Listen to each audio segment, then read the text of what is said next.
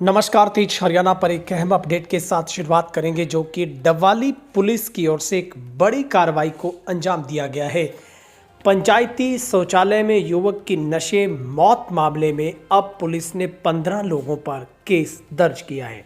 आपकी राय comment section में जानना चाहेंगे। ये एक बड़ा कदम है जहां पर अब नशे से अगर किसी भी युवा की मौत होती है तो उसके परिजन अगर ये बयान दर्ज करवाते हैं कि वो किन किन लोगों के साथ रहता था, किसकी वजह से वो नशे का आदी हुआ और उसकी मौत हुई है, तो पुलिस उन लोगों पर भी जो कि न्याय संहिता है, भारतीय न्याय संहिता की धारा 105 और 123 के तहत जो मामला दर्ज करेगी।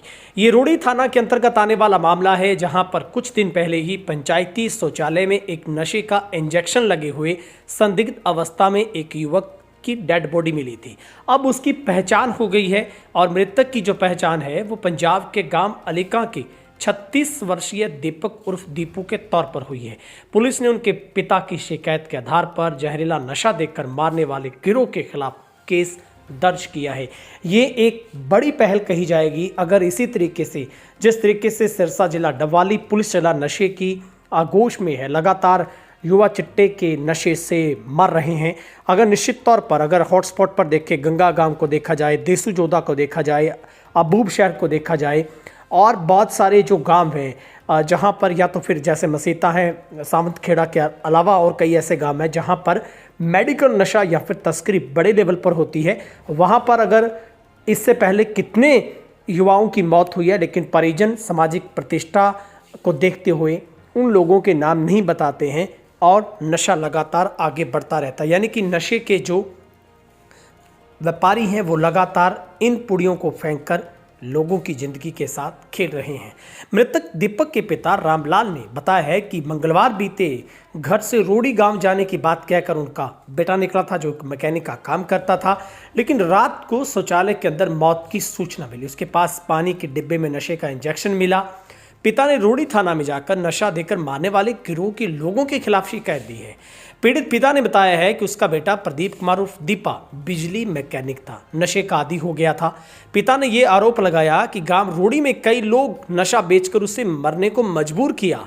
आरोपियों में जक्की सिंह, स्वरजीत सिंह व 10-15 अन्य लोग शामिल हैं। इन्हीं लोगों ने उनके बेटे को नशे का आदी बनाया, जहरीला नशा दिया, जिससे उसकी मौत हो गई। फिलहाल थाना प्रभारी रोड़ी ने बताया कि पुलिस ने आरोपियों के खिलाफ भारतीय न्याय संहिता की धारा 105 और 123 के तहत मामला दर्ज कर लिया है। यानी इस मामले में अब बड़ी उम्मीद जगी है कि अब जो नशे के तस्कर जो परोसते हैं, आगे युवाओं को नशा देते हैं, उनके मन और भय में ये दलील कहीं ना कहीं काम आएगी कि अगर किसी की मौत नशे की वजह से होती है और उसके जो इर्द गिर्द घूमने वाला गिरोह है वो भी जेल की सलाखों के पीछे जा सकता है। यानी कि नशे को ख़त्म करने के लिए सरकार प्रशासन की तरफ से ये उठाया गया जो कदम है वो कहीं ना कहीं कारगर तब होगा जब लोग सामाजिक प्रतिष्ठा से ऊपर उठकर, अगर किसी खुदा न खास्ता अगर ऐसा होता है तो उन लोगों को, जिन लोगों के साथ वो रहता है, अगर उनके नाम पुलिस को आप बताते हैं तो पर्चा उनके ऊपर भी दर्ज होगा। और ये एक बड़ा उदाहरण है, वो दर्जन भर लोगों के खिलाफ जो मामला दर्ज किया है। और ऐसे में मृतक के पिता, जो पीड़ित पिता हैं, उन्होंने इस बात को समझा है कि उनके बेटे की ज़िंदगी तो ज़रूर ले गई है, लेकिन और लोगों की ज़िंदगी और माँओं के पुत्र ना ख़त्म हो, कम से कम उनका तो बचाव हो सके। और उन्होंने बातचीत में बताया है कि उनके घर का कमाने वाला वो एक बेटा था जो नशे का आदी हो गया था और अक्सर यहीं से आकर अपने नशे की पूर्ति करता था। यही बात कहकर वो घर से निकला था। मंगलवार को वो रोड़ी आने की बात कही और संदिग्ध परिस्थितियों में उस वक्त सिरिंज लगी हुई, ये जो इंजेक्शन लगा हुआ यहाँ पर मिलता है और उसके बाद पुलिस मौके पर पहुँचती है, लेकिन डेड बॉडी को कब्जे में लिया जाता है और उसके बाद पूछताछ जब आगे बढ़ती है तो वो पंजाब के मृतक के तौर पर उसकी जो पहचान होती है। उसके बाद अब पुलिस ने मृतक के पिता के बयानों के आधार पर जो मामला दर्ज किया है और अब 2 लोगों पर बाय नेम पर्चा दर्ज करने के बाद उम्मीद जगी है कि जो गिरोह के दूसरे जो लोग हैं उनको भी पुलिस जल्द से जल्द सलाखों के पीछे करेगी।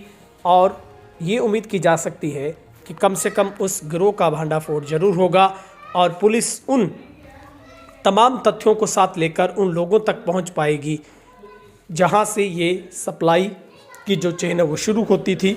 लेकिन करोड़ों रुपए का आज समझ सकते हैं इस 2025 के इसी पिछले मार्च महीने में सिरसा जिला से अगर देखें तो कम से कम 10 करोड़ प्लस का जो चिट्टा है वो पकड़ा गया है। आप समझ सकते हैं इतनी बड़ी जो खेप लैंड यहाँ पर सक्सेसफुली अगर हो जाती तो कितने घर तबाह हो जाते, कितने ऐसे युवा डूब जाते। लेकिन पुलिस ने तत्परता से, सिरसा पुलिस ने बड़ी कार्रवाई की और अब डवाली पुलिस ने जो बयानों के आधार पर मामला दर्ज करके आगे की जांच शुरू कर दी है।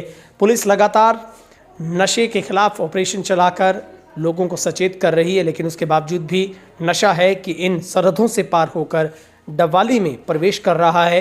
रोजाना किसी न किसी रूप से पुलिस नशे को पकड़ रही है, लेकिन जनता हर बार यही आरोप लगाती कि सिर्फ छोटी छोटी मछलियों को पकड़ा जाता है।